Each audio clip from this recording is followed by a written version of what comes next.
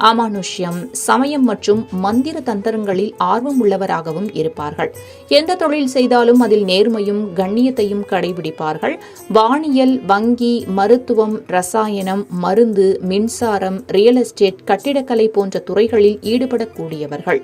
ஜோதிடத்திலும் விஞ்ஞானத்திலும் ஆர்வம் உள்ளவர்களாக விளங்குவார்கள். குடும்ப வாழ்வை பொறுத்தவரை காதலிக்கின்ற யோகம் இருந்தாலும் கூட சுக்கிரன் பலமாக இருந்தால் மட்டுமே காதல் திருமணம் அமையும். இல்லை என்றால் பெற்றோர்கள் பார்த்து செய்து வைக்கும் திருமணம் கைகூடும். வாழ்க்கை துணைவியிடம், பிள்ளைகளிடமும் பாசமாக இருப்பார்கள். அவர்கள் தன்னை போலவே நீதி, நேர்மை தவறாமல் இருக்க வேண்டும் என்று எண்ணுவார்கள். அஸ்வினி நட்சத்திரத்தில் பிறந்தவர்களுக்கு பொதுவாகவே சாதாரணமான நோய்களே வருவதால் எப்போதும் நல்ல ஆரோக்கியத்துடன் விளங்குவார்கள். நீண்ட ஆயுளை பெற்றிருப்பார்கள். 27 நட்சத்திரங்களின் வரிசையில் முதலாவதாக வரும் நட்சத்திரம் அஸ்வினி நட்சத்திரம்.